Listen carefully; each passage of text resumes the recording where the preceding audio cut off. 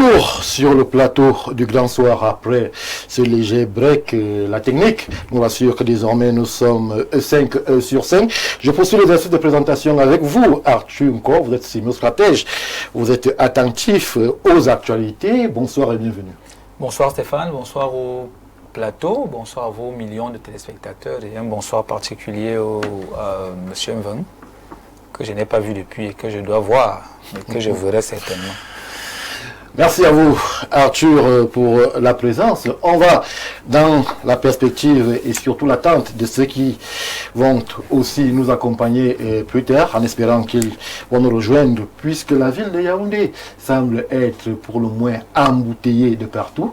On va débuter avec vous, Monsieur Asseya, sur justement ces échos de la tanière avec les Lions indomptables du Cameroun, qui sont désormais du côté du Maroc, avec tout ce qu'il y a comme polémique et tout ce qu'il y a comme attente autour de la bande à Pagou. Stéphane, il faut dire une chose, les Lions indomptables sont, quand on essaie de regarder l'atmosphère du côté du Maroc, ils sont sereins. Ils sont sereins, on retrouve une équipe de Lions indomptables qui a envie de gagner. On a vu Carlos Baleba par exemple qui dédiait son dossard à sa maman. On a vu des joueurs qui sont animés de gagner. C'est un peu cet esprit de gagne que nous recherchons depuis un certain temps et que nous pouvons nous dire, certainement on l'a retrouvé, cet esprit de gagne, et on se dit, nous irons peut-être pas pour gagner, mais nous sommes en train d'aller vers une construction définitive qui pourra nous permettre au moins d'avoir une assise vraiment sérieuse, permettant ainsi de retrouver les Lions d'antan. Il faudrait dire une chose.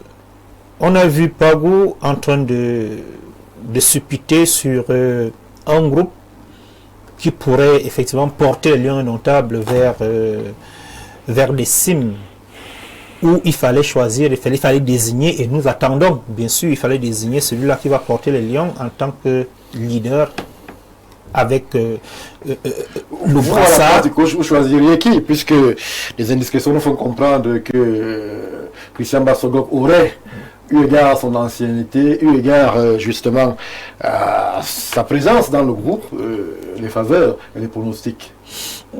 Il nous a présenté trois leaders. Christian Bassogok, il nous a présenté David Epassi, il nous a présenté Noutolo. Pour les trois, il faudrait dire une chose. Christian Bassogok est bel et bien le plus ancien parmi eux. C'est vrai, ils ont en réalité 4 compétitions, mais Christian Bassogok, quand on essaie de revoir 2017, il était effectivement l'homme de la situation. Il est d'ailleurs sorti le meilleur joueur de la compétition, de la CAN 2017. Bien entendu, il pourrait faire l'affaire, comme on a l'habitude de le dire.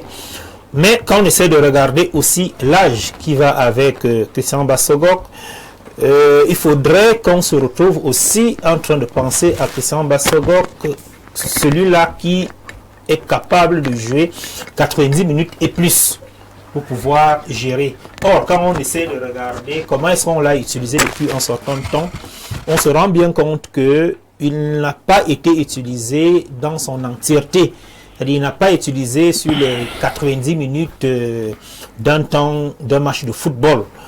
Du coup, on peut se dire, si le coach Pagou estime que Christian Bassogok peut faire l'affaire en termes de performance sur le terrain et dans la durée, alors pourquoi pas lui?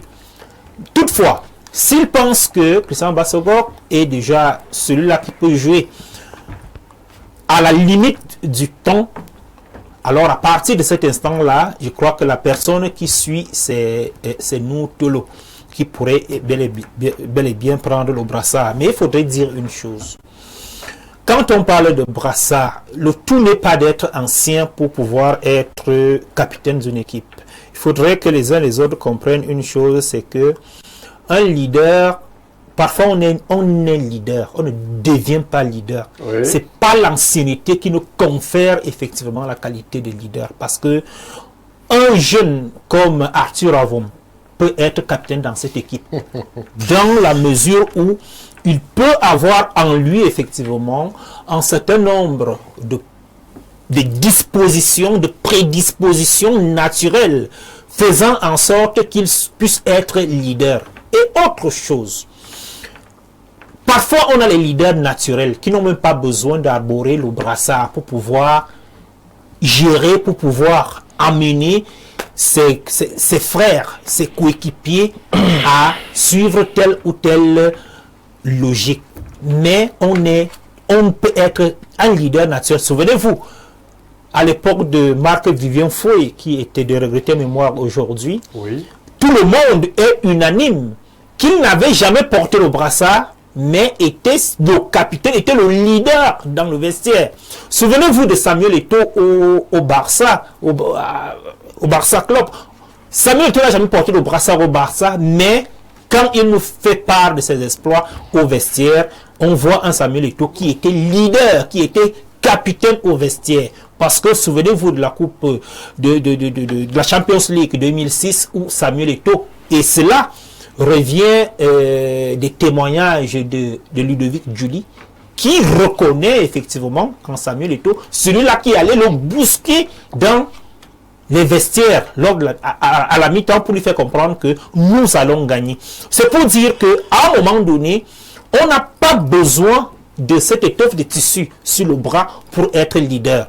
Un leader peut être naturel et être désigné comme tel dans le vestiaire en fonction de son tempérament, en fonction de son aura de rassembleur, en fonction de ce qu'il est en mesure de ramener tout le monde pour un intérêt général. Merci. Et cela, ça ne s'acquiert pas parce qu'on est ancien, ça ne s'acquiert pas parce qu'on est meilleur footballeur que les autres, mais c'est parce que c'est une prédisposition naturelle.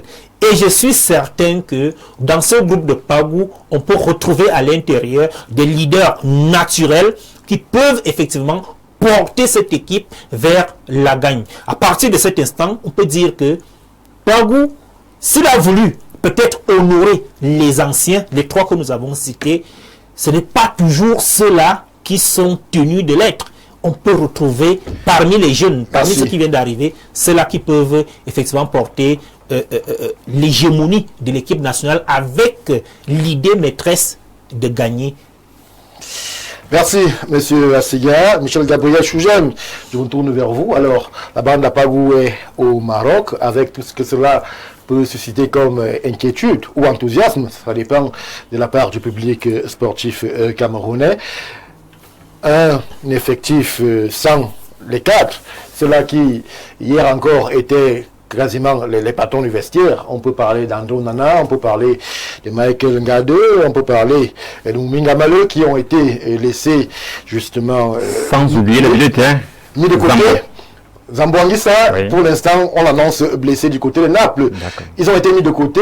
On voit une équipe assez rajeunie et avec beaucoup d'interrogations aussi. Est-ce que, lorsque vous observez cet effectif, vous pouvez être rassuré en tant que Camerounais qu'il y a de la matière et qu'on peut attendre justement un parcours honorable sans les cadres que nous venons de citer? Être rassuré, moi je dirais, je suis plutôt pessimiste. Je doute plutôt. Je ne suis pas pessimiste, mais je doute plutôt. J'ai plutôt des inquiétudes. Pas de rassurance, parce qu'on ne peut pas bâtir une équipe qui va dans une compétition aussi relevée que la CAN, avec 14 nouveaux joueurs, 14 joueurs qui n'ont jamais, n'est-ce pas, participé à une Coupe d'Afrique des Nations. C'est plutôt, ça semble même être inquiétant. Bon, je voudrais dire que parmi ceux que vous avez appelés les cadres là, il y a des joueurs tels que le gardien de but, André Onana, et le défenseur Ngandu. Voilà les deux joueurs qui, à mon avis, je dirais même, certes, je ne suis pas technicien de football, mais je crois que c'est une erreur, n'est-ce pas, du coach Pagou, d'avoir laissé ces deux-là. Le gardien de but, André Onana. Et je voudrais même rappeler que ce gardien de but, malgré qu'il a été disqualifié par l'entraîneur Pagou, il est dans ce qu'on appelle la mascotte, n'est-ce pas, là-bas au Maroc. Oui. Donc les Marocains, les organisateurs considèrent même qu'il va participer alors qu'il est disqualifié.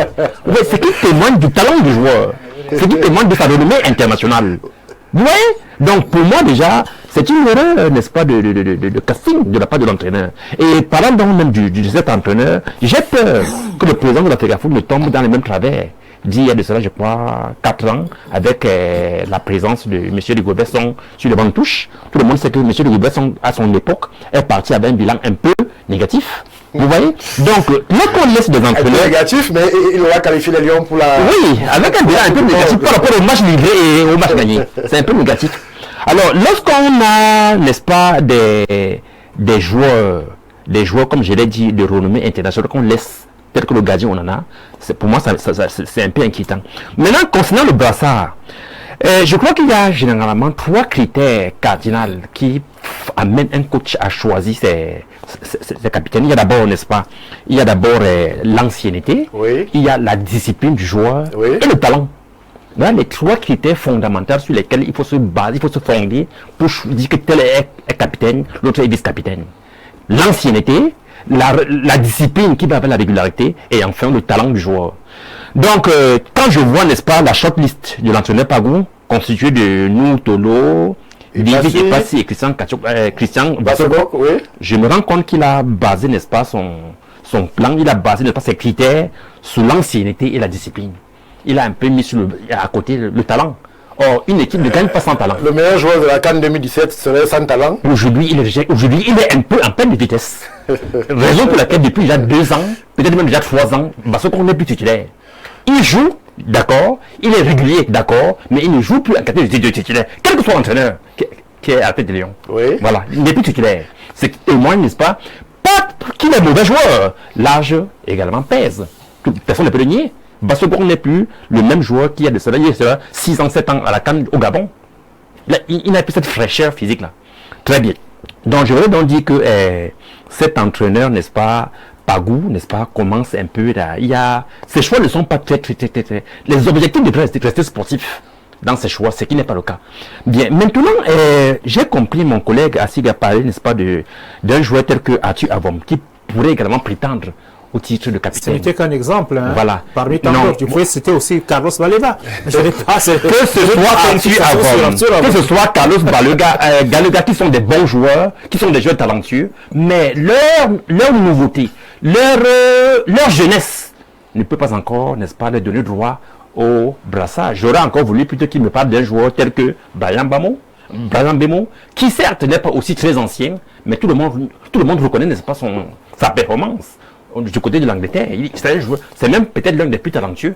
Lorsqu'on voit les 28 joueurs qui sont appelés, il est le plus, sinon l'un des plus talentueux, sur qui le Cameroun compte pour gagner éventuellement la Coupe d'Afrique des Nations au Maroc. Et je voudrais encore revenir, n'est-ce pas, sur ce que mon frère a dit tout à l'heure, lorsqu'il a dit j'ai noté, peut-être pas pour gagner. Les Lions vont peut-être pas pour gagner. Non, lorsqu'on est le Cameroun, on va à une compétition, même la Coupe du Monde, c'est pour gagner, c'est pour remporter. Si on ne remporte pas, il y a échec. Si on ne remporte pas, il y a échec. Lorsqu'on fait le Cameroun, qui est 5 fois, s'il vous plaît, champion d'Afrique. Oui, quand on s'appelle le Cameroun et quand on va même à la Coupe du Monde, c'est pour gagner le trophée. Tant qu'on n'a pas gagné, c'est l'échec. Je vais compter les filles. Merci. Merci, M. Gabriel Chougem. Je vais prendre l'avis d'Arthur encore sur le plateau. Alors, Arthur, sur le plan communicationnel, des esprits et de nombreux observateurs nous font savoir que justement, la communication autour de Lyon semble assez verrouillée et qu'il n'y aurait justement que des confrères affiliés à la fédération qui ont justement accès à Tanière de Lyon et que certains seraient refoulés aux portes, leur empêchant ainsi de faire leur travail. Est-il possible qu'on puisse avoir un résultat si la communication autour des Lions indomptables du Cameroun est autant verrouillée et que justement il n'y a pas ce contact en termes d'information entre ces journalistes qui sont sur le terrain et les joueurs et l'encadrement autour de Lyon? Peut-on avoir symbiose et visée commune dans un environnement aussi verrouillé, aussi strict? On n'a pas besoin de symbiose pour gagner un match avec les médias. Ce n'est pas les médias qui jouent. Ce n'est pas le maillot qui joue parce que nous sommes passés maîtres dans un habillage externe qui perturbe souvent le principal. J'ai entendu beaucoup de choses. Je vais répondre à votre question, mais il était utile de rappeler à M. Chougem. Oui. Chougem. Que une sélection nationale n'est pas un club. C'est donc le choix, un alliage entre le talent et la discipline. Et dans discipline, je mets l'esprit de groupe. Alors, ayez tout le talent que vous voulez. Si vous perturbez la quiétude d'un groupe, l'entraîneur vous mettra de côté, malgré votre talent. Et les exemples dans le foot sont légion. Personne n'a dit le contraire. 98, Aimé Jacquet a, sous ses ordres, Eric Cantona, Ginola. Et il les met de côté. Personne n'a dit le contraire. Pour des problèmes d'indiscipline. Mais personne ne peut me prouver cela qu'André Onana était un joueur indiscipliné. Non, comme c'est pas ma question, comme c'est pas ça qu'on m'a demandé, je vais faire comme si je n'avais pas entendu. Mais les cas d'indiscipline sont aussi légion. Donc, mais passons. Okay. Pour revenir à la question posée par M. Mbarga, j'ai d'ailleurs écrit tout à l'heure une mini-chronique là-dessus, une mini-tribune. Et je suis désolé qu'il ait parlé de confrère. Ce monsieur qu'on a chassé n'est pas un confrère. Il faut que les choses soient dites clairement à la télévision. Un blogueur n'est pas un journaliste. J'ai déjà du mal parce que la science m'a fait comprendre que c'est quand même un média. Oui. J'ai mal au cœur en disant ça, mais je suis obligé de dire c'est la science. Ouais. Mais la science nous dit aussi qu'il y a des médias sans journalistes. Le blogueur dont vous parlez avait pourtant ses habitudes. Sous l'ancien staff, on le voyait très présent dans la tanière. On le voyait aller justement au contact de certains joueurs de l'équipe nationale de football du Cameroun. Pourquoi, lorsque le staff change, on a l'impression que la communication se fait verrouiller et qu'il y a comme une certaine fixation sur le média qui le représente? Quelqu'un de très connu dans ce pays a dit que n'oubliez pas que le monde peut changer. Et le monde a changé. C'est qui? Et maintenant, si vous faites pour mantra de mentir, de manipuler, l'institution est en droit. Ça s'appelle la punition médiatique. Ça existe. Nous avons trois phases. Nous avons la punition médiatique, nous avons la rosa, nous avons la dictature médiatique. La FECAFOOT est libre et assume son choix de punir un monsieur qui ne dit pas la vérité. Parce qu'il s'agit aussi de ça. Il est nocif pour ce groupe, il est nocif pour l'opinion. Parce qu'il y a des gens qui les boivent, ces gens, sans rien trier. Donc la FECAFOOT aujourd'hui assume sa posture en disant que je ne vous veux pas. Comme en Italie, il y a ce qu'on appelle silenzio stampa. Ça veut dire qu'un club décide que personne ici ne parle à la presse. Oui. Je ne vois pas trop d'explications là-bas quand on fait ça là-bas. Donc la FECAFOOT est libre de dire que ce monsieur est nuisible pour mon groupe. Je le mets à l'écart. Elle en a parfaitement le droit. Oui. Aussi simple que ça. La CAN a 24 équipes. Il peut acheter son billet, il va filmer. C'est pas malien ou burkinabé. Justement, il faut que les gens apprennent à se comporter correctement. Parce que ça rattrape. On ne vous a pas dit d'être l'ami de la FECAFOOT. On vous dit de dire que le maillot est vert quand il est vert et qu'il est rouge quand il est rouge. Pas besoin d'être ami avec la FECAFOOT pour faire ça. Mais tout le monde voit le travail. Et moi le premier, le travail de SAP que ces éternels contempteurs font autour des Lions indomptables depuis que le plus grand entraîneur de l'histoire de l'hémisphère sud a été limogé du Cameroun. Donc il faut que les gens soient sérieux et assument les retours de bâton. Donc la FECAFOOT est en droit de dire, et elle n'est pas seule à le faire, LFI le fait, le RN le fait, même moi je peux décider que je ne reçois pas un message chez moi. Donc c'est aussi simple que ça. Donc, il ne faut pas qu'on aille chercher ailleurs. Si le type recommence à écrire des choses cohérentes, exactes, on l'accepte. Merci Arthur encore, le temps de dire un bonsoir et souhaiter une chaleureuse bienvenue à monsieur Anissé Noir qui nous a rejoint. Plus besoin de préciser qu'il est enseignant, il est syndicaliste, il est analyste sociopolitique aussi. Bonsoir. Bonsoir Stéphane, bonsoir à mes companistes, bonsoir aux nombreux milliers d'utilisateurs qui nous font l'honneur et le plaisir de nous regarder ce soir. Alors, vous arrivez juste au moment où nous sommes en train d'épiloguer sur ces échos de la tanière avec les toutes dernières actualités. On essaie de les prendre de façon ramassée, vous l'aurez constaté aussi. Alors, on est là sur des aspects inhérents au management. On a vu Bagou se déployer, on a vu justement ses premières orientations, on a vu aussi toute la pression qui accompagne son déploiement, on a vu son casting. Le casting qui met en avant des joueurs pas très connus, quelquefois, avec quelques sélections assez insolites. On parle d'un international désormais, issu d'une division brésilienne qui fait la une des réseaux sociaux. Est-ce qu'on peut dire, lorsque vous observez justement ce casting, avec les profils qui sont mis en avant par le sélectionneur Pagou, que justement le Cameroun peut rééditer les exploits de 2000 et même de 2002?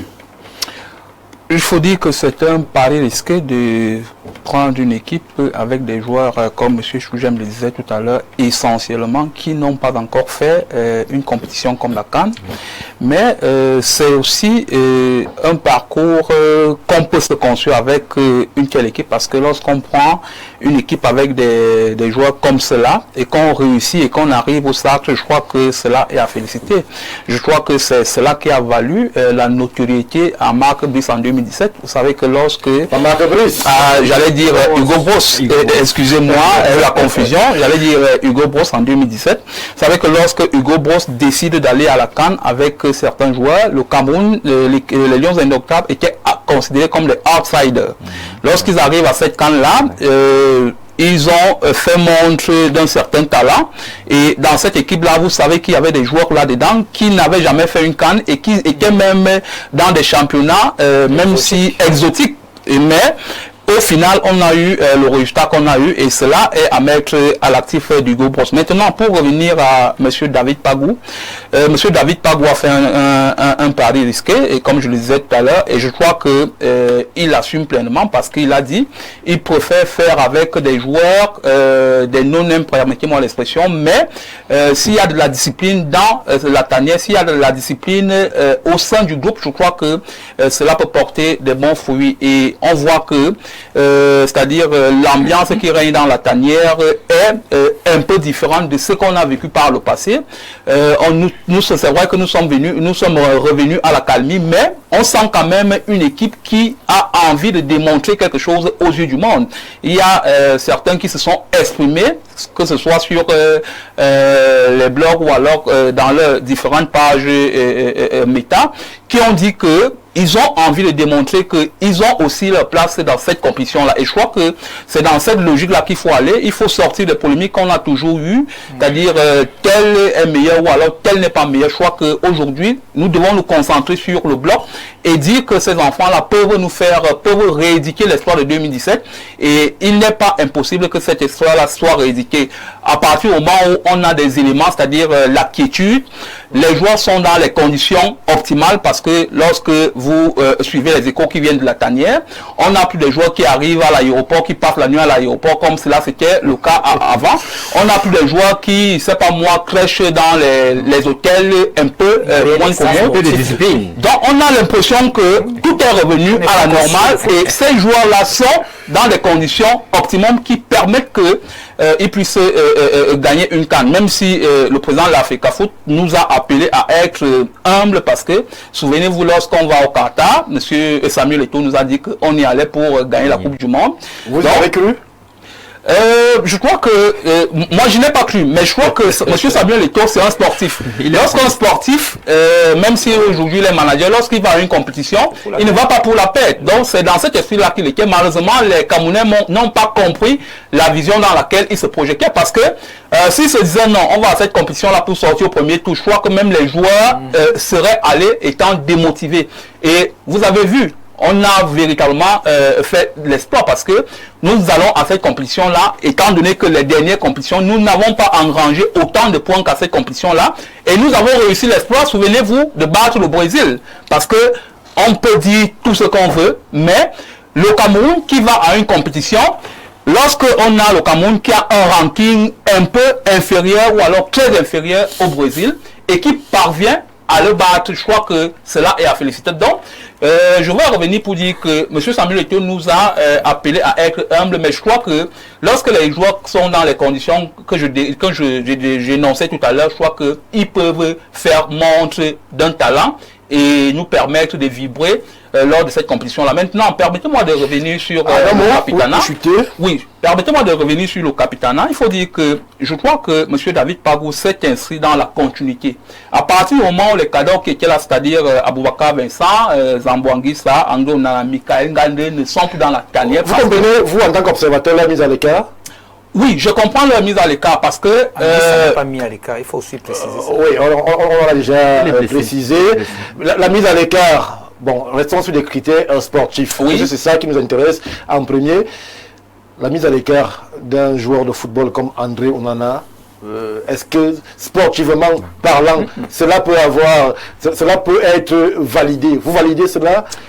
On a parlé de quelque chose tout à l'heure qui est rapidement passé inaperçu, la discipline. Oui. Vous savez, lorsqu'il n'y a pas de discipline au sein d'une équipe, tout est voué à l'échec.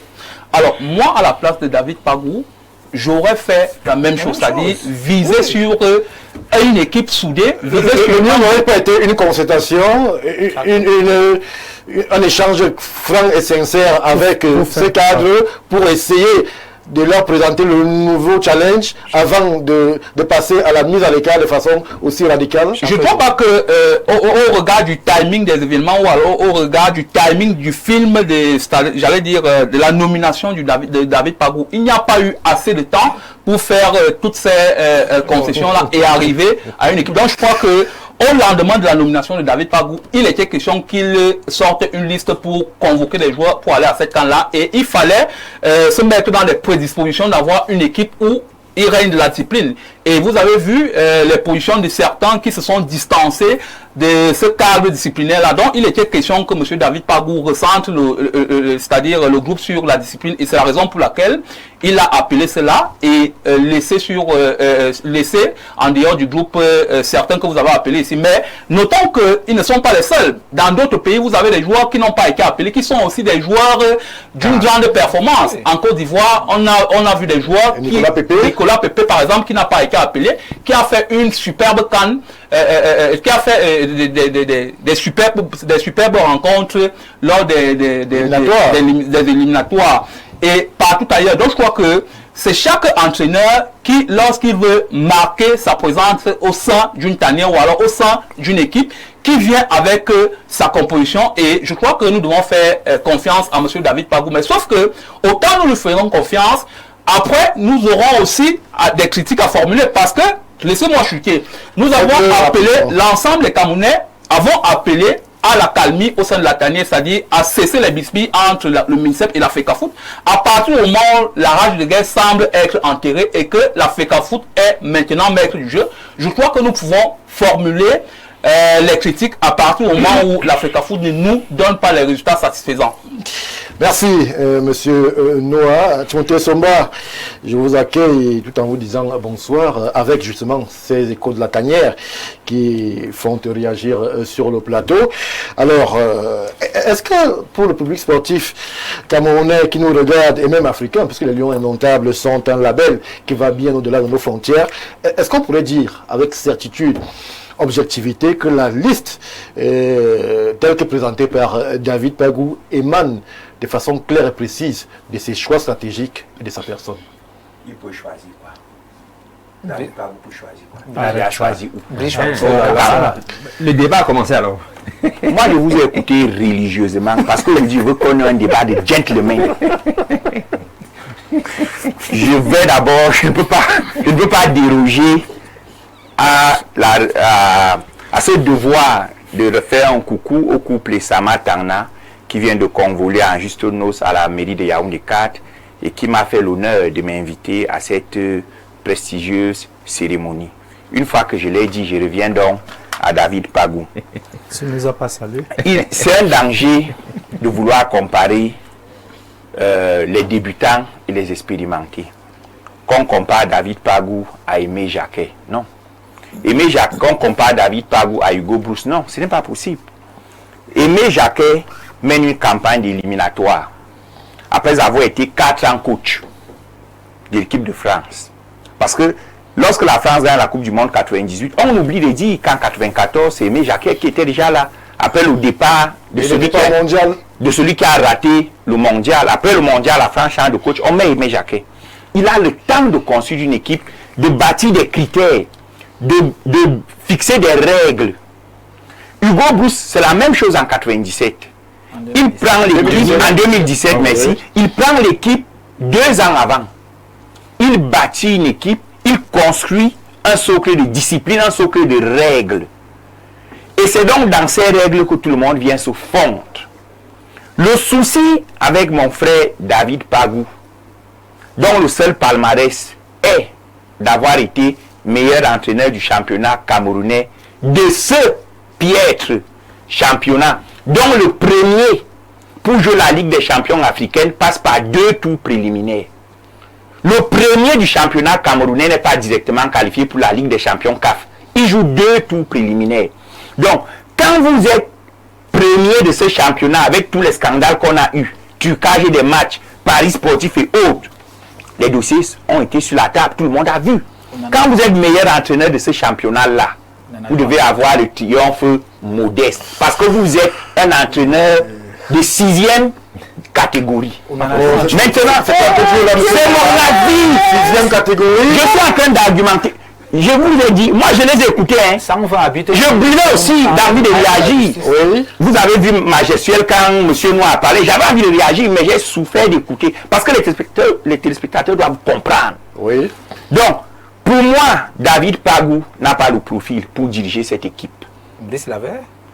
Moi, je ne suis pas avec Brice. Est-ce que Brice est encore là? Brice a fait son temps, il est parti. Ça, c'est facile. Brice a fait son temps, il est parti. Ce que je sais est que pour qu'on joue la Coupe du Monde à Blida, dans les buts, j'avais André Onana. Oui. Ce que je sais, c'est que pour que les Lions se qualifient 2 journées avant l'échéance à la CAN, dans les buts, j'avais André Onana. Toujours. Ce que je sais, c'est qu'on ne peut pas jouer au haut niveau tel qu'André Onana joue sans être discipliné. Non, il n'est pas au ne mentons pas. Il n'est plus au haut niveau. Ne mentons pas aux téléspectateurs. Disons plus ça. André Onana est la seule étoile de la Foundé Sport de Samuel Eto'o. La seule. Combien sont passés là-bas? Qui a atteint le niveau d'André Onana? Personne. Basogo. Il n'a pas le niveau d'André Onana. Le meilleur joueur de la CAN 2000. Moi, je ne vous ai pas coupé. Je ne sais pas pourquoi vous avez gardé l'émission. Oh là là. Je voulais aussi. Souffrez de m'écouter. L'étoile de la Foundé Sport. Le seul gardien d'Afrique noir à avoir joué les 5 dernières années la Ligue des champions européenne s'appelle André Onana. Qu'est-ce qui n'a pas marché? Le gardien le mieux payé d'Afrique en ce moment noir s'appelle André Onana. Il doit donc faire les autres. On ne peut donc pas jouer à ce niveau si l'on est un indiscipliné. Disons d'abord qu'André Onana n'est pas un indiscipliné. Il y a le preuve. André Onana a bénéficié des largesses d'un staff. Avec la drogue qu'on a... Oh, moi je ne sais pas. Parce que vous savez que moi je suis champion pour couper les gens. Hein. Non, on va seulement se Si vous voulez qu'on fasse ça, on va laissez-moi m'exprimer. Vous n'allez pas vous acheter, M. Somba. Je n'ai même pas encore parlé. Laissez-moi parler 9 minutes. S'il vous Moi j'ai plaît. chronométré. Vous avez chronométré? Oui, S'il vous plaît. Allons-y. Voilà. Monsieur David Pagou a fait sa liste. Le problème du Cameroun aujourd'hui n'est ni Pagou, ni Onana. Tous cela sont des victimes. Le problème, c'est quoi? Que l'on apprenne à définir les critères.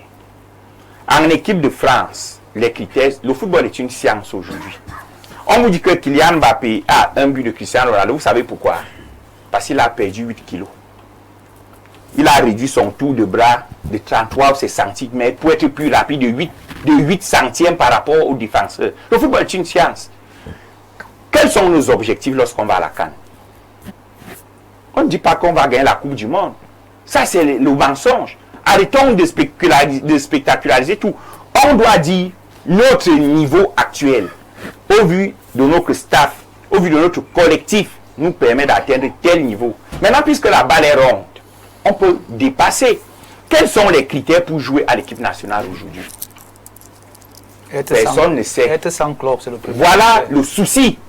En équipe de France, la France est mon club, ma deuxième nation, on dit être titulaire dans le top 5 des championnats européen lorsque vous jouez dans un club. Oui. C'est le premier critère. Si vous jouez dans un club français, vous devez jouer dans le top 3 ou le top 4. Le problème au Cameroun, c'est qu'on refuse d'avoir de tels critères. Et c'est pour ça qu'on peut facilement estimer que certains joueurs jouent dans des championnats exotiques. Or, le football se joue partout. Donc, comme on définisse les critères, à partir des critères, chaque Camerounais saura quand la liste sort. Il aura une idée. Maintenant, si... Il y a un second tour. Je reviens vers vous, monsieur Somba. Il y a un second tour. Faut-il attendre pour la CAN? Je vais sortir par... Non, je vais vous relancer dessus. Rassurez-vous. Je vais vous relancer dessus. On ne va pas justement assister à un cours magistral de Timothée Somba. Il a parlé 5 minutes.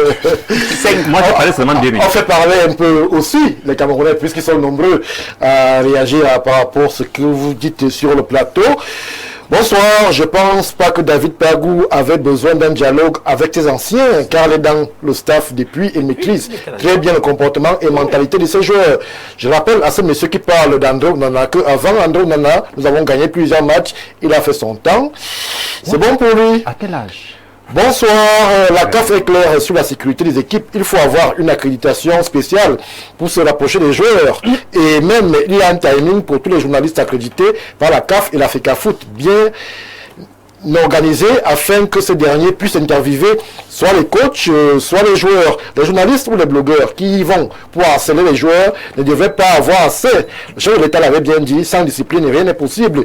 Ceux qui sont aujourd'hui dans l'adversité, la désinformation, seront très surpris. Le monsieur qui méprise David Pagou peut nous dire le palmarès de Marc Brice avant sa nomination.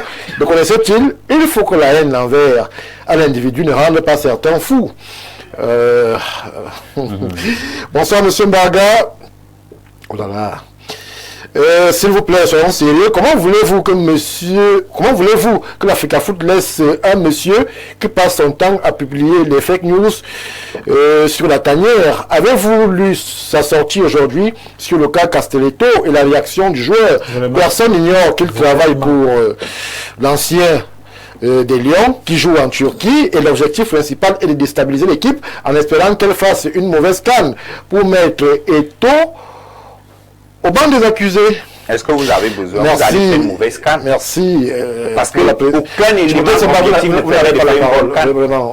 Permettez à ce qu'on prenne l'avis des téléspectateurs avant qu'on revienne vers vous. Vous avez votre temps, vous allez parler. D'accord. Bonsoir, vous sur le plateau. Rappelons monsieur qui cite les records d'André Onana, qu'il n'oublie pas qu'André Onana se retrouve en Turquie pour indiscipline à Manchester United. Et tout s'est retrouvé à Zima Kashkala. C'était pourquoi? Pour 20 millions d'euros. Tout le monde peut jouer partout. On joue au football partout. Moi, je vais appeler la transition. Si on ne peut pas avoir une émission sereine. J'appelle la transition. Non, c'est pas interactif. Lorsqu'on fait parler les Camerounais, on les écoute, puisque eux, ils vous écoutent aussi. Nous sommes les gentlemen. Merci. Donc, on fait parler les Camerounais, et après, vous aurez la parole. Très bien. C'est comme ça que ça fonctionne. Que ce monsieur arrête ce qu'il dit. André Onana a gagné quoi avec le Cameroun en 2017? Il y a quelle star lors de la CAN 2017 quand le Cameroun gagnait? Pagou a gagné quoi avec le Cameroun? Décidément, Timothée Somba.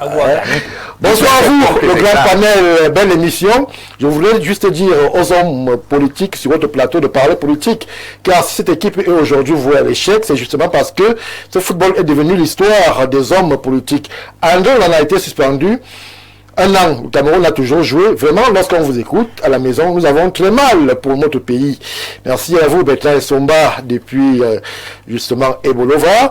Bonsoir à vous en studio. Dites au monsieur en blanc que quand un entraîneur ne qualifie pas le Lion indomptable à une coupe du monde de football, c'est un échec.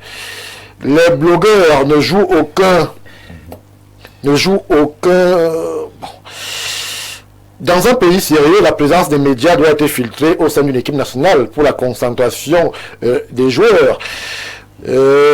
Merci à vous, François-Xavier Dobala. On va d'abord s'arrêter là, revenir vers vous, Monsieur Chougem. Oui. Alors, lorsque l'on observe tout ce déploiement et toute cette passion que concentre justement l'équipe nationale non remontable du Cameroun, on peut quand même avoir un regret.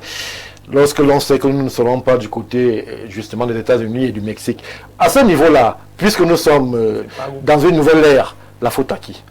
Bien, la faute, n'est-ce pas, ce sont les dirigeants, ceux-là qui ont la charge de piloter avec succès l'équipe nationale du Cameroun. C'est à eux la faute.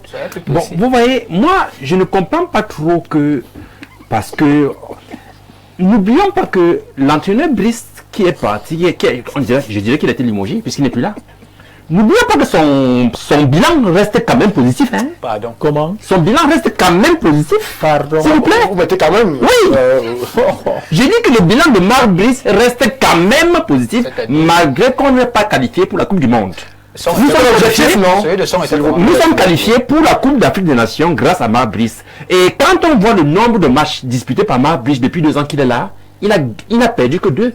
Sur les 15 matchs ou 20 matchs qu'il a livrés. Est-ce que l'objectif a été atteint? Oui. Quel était son cahier de charge? Avec le Lyon pour une Coupe du Monde où il y a 9 pays africains qui y vont? Stéphane Baga, lorsque un élève a 10 sur 20, bien 2 sur 20, c'est la moyenne, non? C'est la moyenne. C'est vous qui parlez du Cameroun. Le Cameroun n'est plus au niveau d'avoir 10. Vous comprenez? Donc, c'est comme ça que vous évaluez vos élèves. Écoutez, avoir 10 sur 20 par rapport à celui-là qui a 7 sur 20, qui est mieux, Stéphane Baga? Qui est mieux? On parle du Cameroun, bon, le premier de la classe. Et maintenant, je voulais un peu revenir sur ce que M. Timothy disait au niveau du staff technique qu'on a choisi là. Il y a M. Pagou et son adjoint Belinga. Oui. Est-ce que, moi je ne pense pas que sur le plan national, c'est ce qu'on a comme meilleure graine.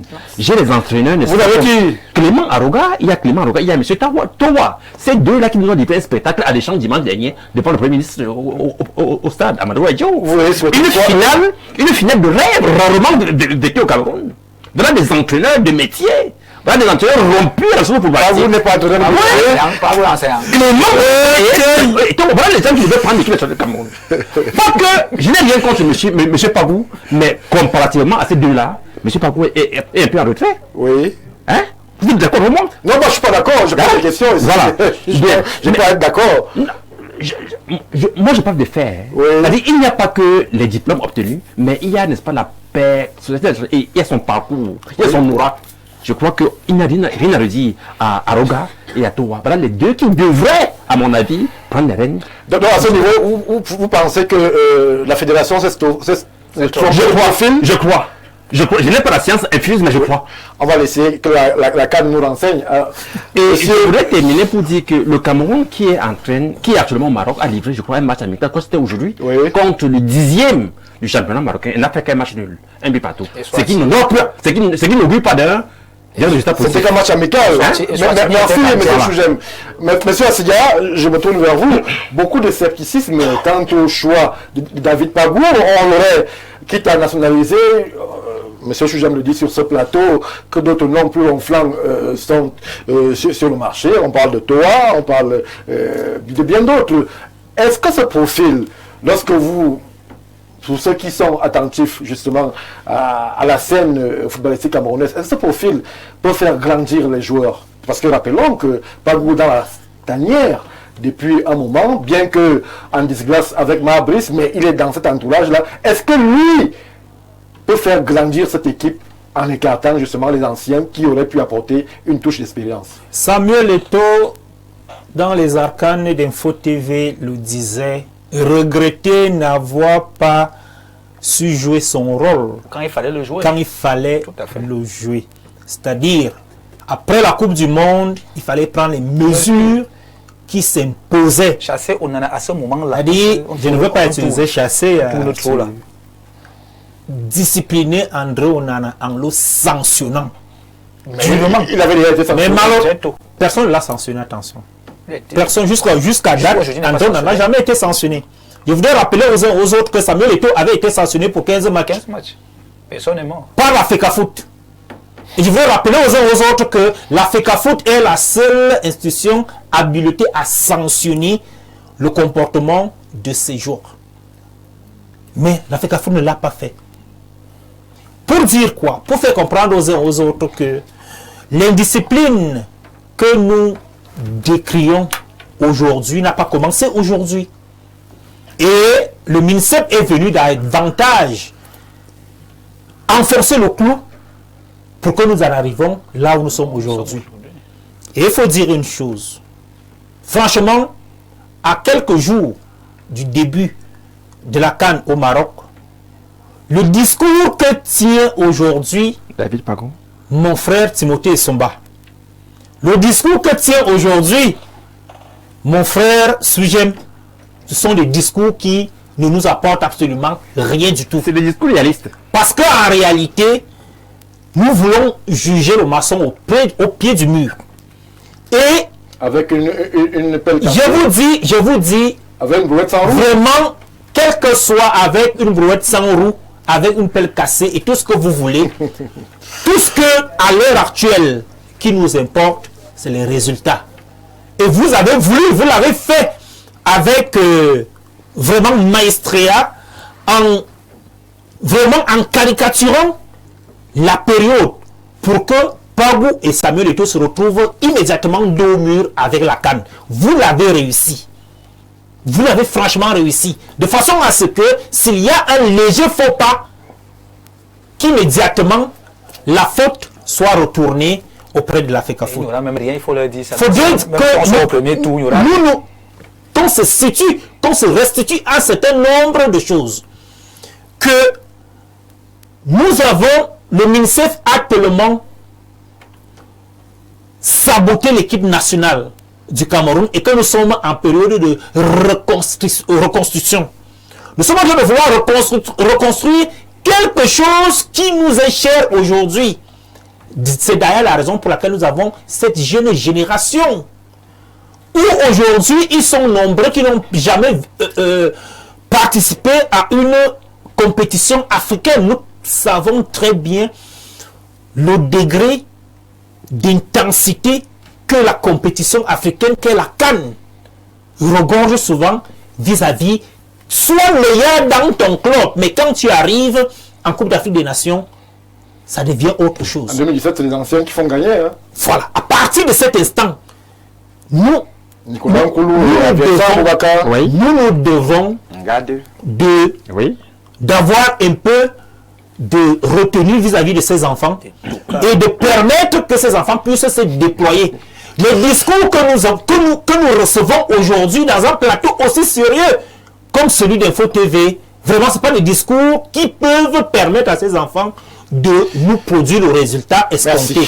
C'est la raison pour laquelle je vais prier Timothée Essomba et M. Chuzem d'apaiser leur discours afin de permettre à ces enfants de se déployer comme cela se doit sur le terrain. Merci, on va comprendre. On va dire la vérité. Monsieur Noah, alors, est-ce que lorsque vous observez de façon attentive le jeu des acteurs, est-ce que vous ne pensez pas que c'est une patate chaude qui est refilée aujourd'hui à la fédération avec justement cette attente de résultats immédiats, puisque nous avons suivi la communication du ministre des Sports et de l'Éducation physique qui attendait, eu égard aux énormes moyens mis à disposition, attend des résultats. Et lorsque vous observez le groupe de Pagou, est-ce que ces résultats attendus de façon imminente sont possibles au Maroc? Si j'étais journaliste à votre place, je vous aurais posé la question, monsieur Molekombi attend les résultats à quel niveau? Est-ce que lorsqu'il a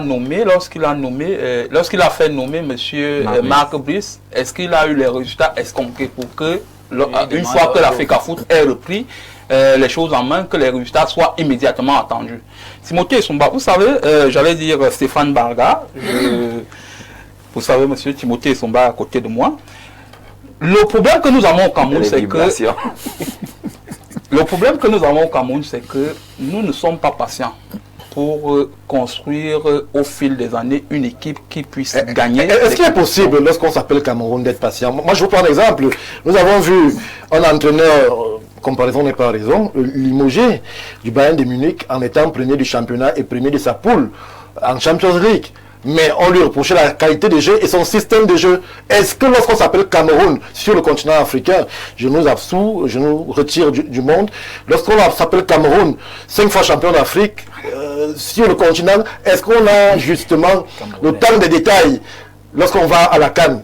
L'objectif d'être de gagner, tout simplement. Non, Stéphane Barra, vous ne pouvez pas comparer un club à une équipe. Un club, c'est la constellation des stars. C'est-à-dire, on réunit, on se donne les moyens pour pouvoir gagner. Or, une équipe nationale... Ça s'appelle Cameroun. Oui, permettez-moi d'aller jusqu'au bout. Une équipe nationale, on fait avec des valeurs qu'on a. Vous avez vu les awards de la CAF.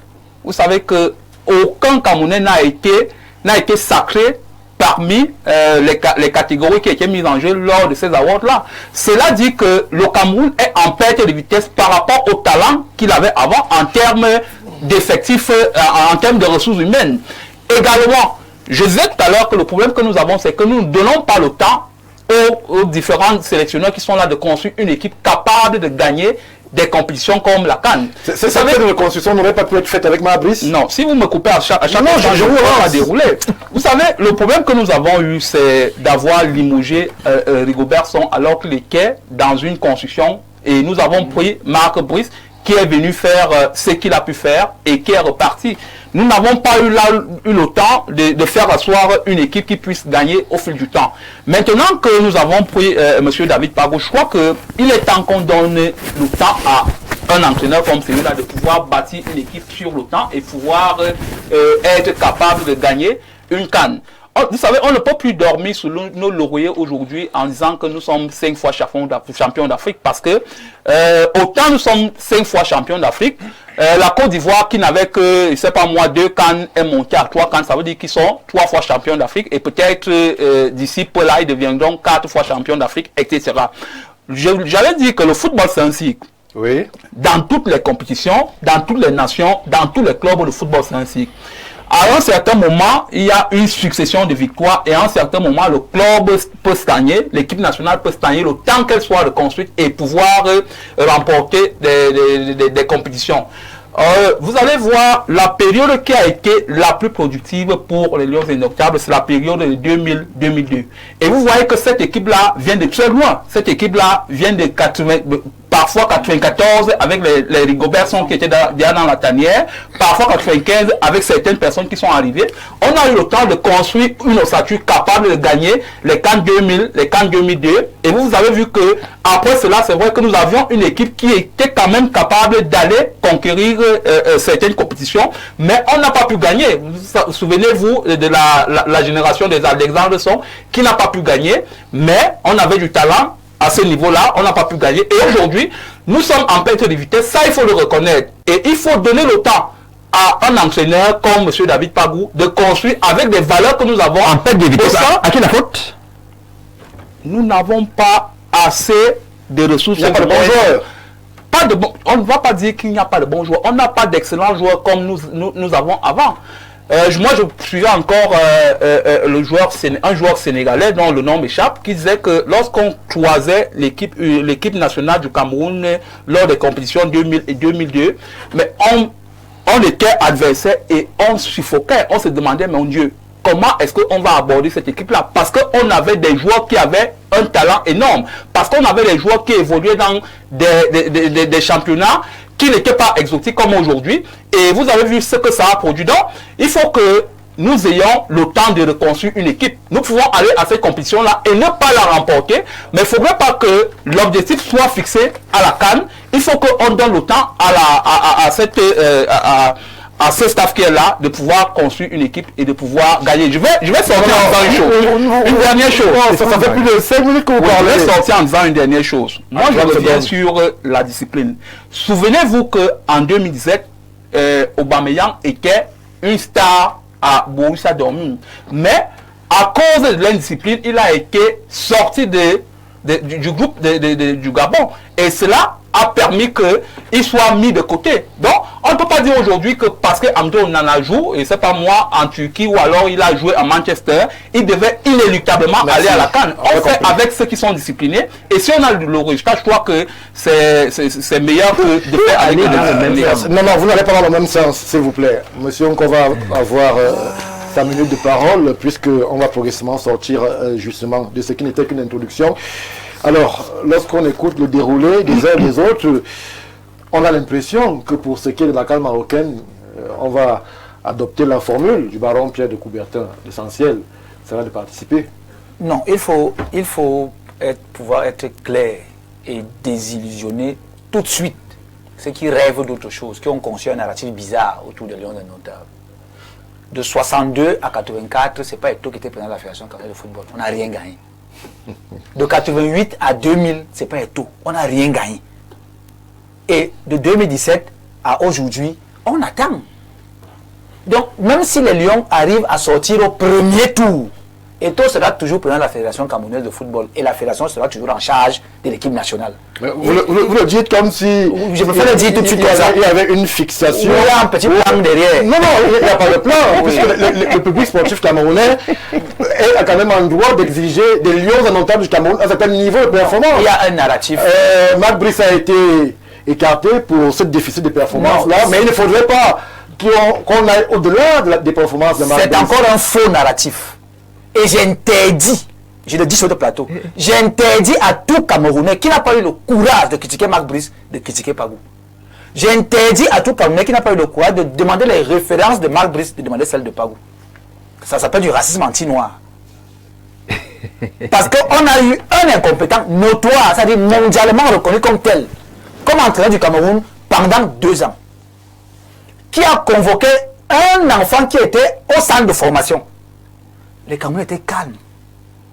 Qui a convoqué 2 joueurs qui n'avaient pas de club. Les Camerounais étaient calmes. C'est pas vous, la chèvre.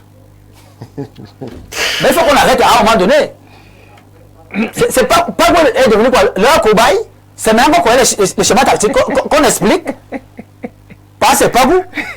On nous a dit que dans ce pays, qu'on pouvait convoquer un type qui sait faire la prière. On nous a dit ça dans ce pays. Marie a convoqué Faye Collins pendant longtemps parce qu'il savait faire il savait prier dans le groupe. C'est une église de réveil de l'équipe nationale. Aujourd'hui, autour de pas, ils ont parlé 5 minutes. Je vais dire ce que j'ai dit. Dites-le. Donc, il faut que les gens se calment. Les Lions sont à la CAN. Il y en a 24. La meilleure équipe gagnera la CAN. Si c'est le Cameroun, tant mieux. Si ce n'est pas le Cameroun, on gagnera la prochaine. La Suisse est un très grand pays, elle n'a jamais rien gagné. Ce pays vit. Il faut arrêter de construire une affaire où le foot est une affaire de vie ou de mort. Conséquence, des ministres ont été embarqués dans une affaire qui n'a même pas de sens. On se retrouve là aujourd'hui. Rigobert sera qualifié le Cameroun pour la CAN et pour la Coupe du Monde. Les Camerounais ont du mal à le dire. Et on vous explique que Marc Brice, c'était bon, il a quand même fait la CAN, il a quand même... Dites-le que Rigobert sera qualifié le Cameroun pour la CAN et pour la Coupe du Monde. Ça a dépassé Marc Brice. Le choix, entre guillemets, de l'État, que l'État n'a jamais envoyé, de toutes les façons. Et il a laissé les Lions indomptables en bonne posture. Et quand Rigobert sont savoir, le Cameroun est premier. Aujourd'hui, les gens, quand vous demandez à M. Chougem qui est responsable de la non-qualification à la Coupe du Monde, il vous dit les dirigeants. Là, il est vague. Mais quand, si le Cameroun est éliminé, demande de la CAN, on va dire la fête à qui? On va dire à la fête à Baga. S'il vous plaît, vous n'avez pas la parole. Vous n'avez pas la parole. Il faut qu'on soit sérieux.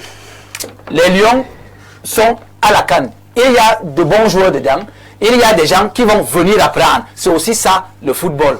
Qu'on arrête avec les souvenirs d'un monsieur qui joue en Asie. Quand on est en Asie, on n'est pas bon. C'est pas moi qui le dis. Quelqu'un dit que le foot est une science. Manchester United a des scouts dans le monde entier. Si ces gens, avec leur évaluation, ont estimé que ce type doit aller en Asie, parce que sa maison est située sur la partie asiatique de la Turquie, donc il n'est même pas en Europe. Quand on est en Asie, on tourne les films chinois et on reste tranquille. Merci Atchuko. Alors, Timothée Somba, on est en train de sortir. J'avoue, la peine des Camerounais qui nous écoutent et qui, justement, voudraient avoir une note d'espoir lorsque l'on s'engage du côté du Maroc. Sur le plateau, autant que dans les chaumières, l'exercice est le même. L'équipe paraît plus divisée que jamais. Est-ce que c'est l'état d'esprit qui devrait être le nôtre lorsque l'on s'en va à une compétition aussi prestigieuse que la Coupe d'Afrique des Nations? Un Cameroun divisé où certains vont même jusqu'à souhaiter, et je pèse mes mots, la défaite des Lions indomptables. Alors que, hier encore, ces Lions indomptables-là étaient le symbole de l'unité et justement de la cohésion nationale. Stéphane Barga, je ne fais pas partie de ceux qui souhaitent la Bérésina au Lyon. Mais je sais qu'il n'y aura rien là. Parce que pour gagner, il faut construire. L'équipe nationale du Cameroun aujourd'hui est à l'image de l'équipe nationale du Cameroun lorsque Samuel Eto'o vient arracher le brassard à Rigobert Song sous Paul Le Guen. C'est un homme clivant, c'est un homme qui divise, c'est un homme qui sabote, c'est un homme qui dégrade. On veut parler aujourd'hui de la FECAFOOT et des Lions comme s'ils n'ont pas eu le temps. Samuel Eto'o arrive en 2021, non? De 2021 à 2023, il y a eu quoi? C'était le MINSEP? C'était Marc Brice? Il n'y a eu rien. Il n'y a eu rien. Il faut le dire. Qu'est-ce que vous mettez dans quand même la Coupe du Monde? Il y a... Non, le Cameroun n'est plus au niveau de la Coupe du Monde. Ça a dépassé Brice. Moi, je ne sais pas. Moi, je vais préparer l'entrée. 4 personnes parlent avant moi. Je souffre de les écouter. Mais dès que je prends la parole, tout le monde va me couper. Alors, si vous versez par l'eau bénite, pourquoi vous êtes en train? Allez-y, Timothée Somba. Voilà, laissez-moi m'exprimer. Le label Cameroun a été désacralisé par un homme qu'on appelle Samuel Eto'o. Il nous a amené 2 playboys ici. Où sont Kluivert et Seedorf? Qui les a amenés? C'est lui qui les a amenés. Qui a chassé Hugo Bruce de l'équipe nationale? C'est pas Eto'o? Jesus. En faisant quoi? Qui a amené Seydou Mbonjo à la présidence de la FECAFOOT? C'est pas Eto'o? Qui a financé les délégués pour que Bell ne gagne pas? C'est le même Eto'o qui est aujourd'hui président de la FECAFOOT et qui continue son travail parce que le football ne lui dit absolument rien. Eto'o n'a que foutre du football. Eto'o n'a que foutre des lions indomptables. C'est pour ça qu'on va à une compétition sans organiser de match d'exhibition. C'est pour ça qu'on va à une compétition, on ne prend plus le drapeau du Cameroun. Parce qu'on lui a reproché d'avoir refusé ce drapeau, il a décidé qu'on n'en a plus besoin. L'équipe nationale aujourd'hui n'est plus le symbole de l'union. C'est le symbole de la désunion. Pourquoi? Parce qu'on ne travaille pas à unir. Je suis contre la gestion cavalière qui voudrait que Pagou soit obligé de produire des résultats maintenant. Pagou ne peut produire aucun résultat, pas parce qu'il est médiocre. Je veux être clair là-dessus. Je n'ai aucun problème contre Pagou. Pagou n'a pas été moulé, n'a pas presté au niveau de prendre déjà l'équipe nationale. 1. 2. Vous ne pouvez pas donner une équipe à quelqu'un 20 jours avant une compétition et lui demander de produire des résultats. Où sont les matchs amicaux? Il a testé tous ses joueurs quand? On va me dire qu'il était dans la tanière. Il était dans la tanière comme photographe. Il ne participait pas à l'activité de la tanière. Même quand on parle d'indiscipline, les textes de la FECAFOOT sont clairs. L'indiscipline se constate par la commission des disciplines. Pourquoi vous n'avez pas convoqué Onana? Vous dites qu'Onana a été indiscipliné en Coupe du Monde. Mais là-bas, vous avez pris une décision, vous l'avez chassé. Et tout le Cameroun était d'accord que si Onana a été indiscipliné aux entraînements, c'est normal qu'on le chasse. Je fais partie de ceux qui étaient d'accord. L'indiscipline se constate. Le problème aujourd'hui est que on va de gestion de camp en camp.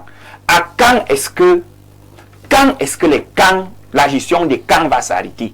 Pour qu'on gère le football dans le principe de l'union sacrée. Parce que moi, c'est ce qui me gêne. Les objectifs doivent être clairement définis. Les moyens normalement donnés dans une symbiose qui garantit même la participation du 12e homme. Parce qu'aujourd'hui, le ministère va se gargariser d'avoir donné les moyens. Mais le contexte, est-ce que l'environnement est bon? Ça ne suffit pas de donner 5 milliards, ou 2 milliards, ou 1,5 milliard. Non. Comment est-ce qu'on construit les victoires? Est-ce que le championnat se joue? Quel est le rôle de la direction technique nationale? Combien les sponsors nous rapportent-ils? Est-ce que les joueurs sont bien payés? Quels sont les critères pour être coach des Lions indomptables? Quels sont les critères pour prétendre à une place au sein de l'équipe nationale? Dès qu'on va objectiver tous ces éléments, on n'aura plus besoin de dire hibou et Gisère. Parce que moi, ça me gêne. Merci. D'être obligé de regarder l'écran de ma télévision et au lieu de chercher à encourager ceux qui font bien, je me mets à chercher la petite bête sur ceux qui font mal. C'est honnêtement gênant. Merci. Il faut qu'aujourd'hui, l'État du Cameroun, là c'est tout le gouvernement que j'interpelle, comprenne que ce soit dans le sport, que ce soit dans le journalisme, que ce soit dans l'athlétisme et autres, que ce soit en politique, même dans l'enseignement. Même dans l'enseignement, oui. Le succès se construit. Très bien. Et on ne va plus rien gagner. Ce n'est plus les années 90 où on allait battre l'Argentine. On ne va plus rien gagner si on n'intègre pas que le succès se construit. Merci. On prend quelques réactions. Oh là là. Pardon, en 5 secondes. Le label, c'est grâce au label Lion Indomptable qu'on a eu des joueurs comme Lorraine et Tamé meilleurs. Le souci aujourd'hui, c'est que nos meilleurs joueurs même préfèrent signer les nationalités d'autres pays parce que le label n'est plus attrayant. Les binationaux ont toujours fait notre force. Quand on lit les lettres à 23 heures, on doit corriger le label. Merci. Alors, je crois que je vais volontairement sauter cette phase, justement, de présentation ou de lecture de contribution, puisque justement j'ai l'impression que ce qui n'est pas, ce que nous dénonçons sur ce plateau, cette désunion autour de la sélection se retranscrit même dans vos contributions. Je pense que c'est pas l'objectif. Lorsqu'on est à quelques jours du premier match de indomptable du Cameroun, il est question de construire, donc de façon volontaire. Je ne vais restituer aucune contribution inhérente à ce sujet. Je prends la transition et on se retrouve tout après pour évoquer justement le Conseil régional du Sud.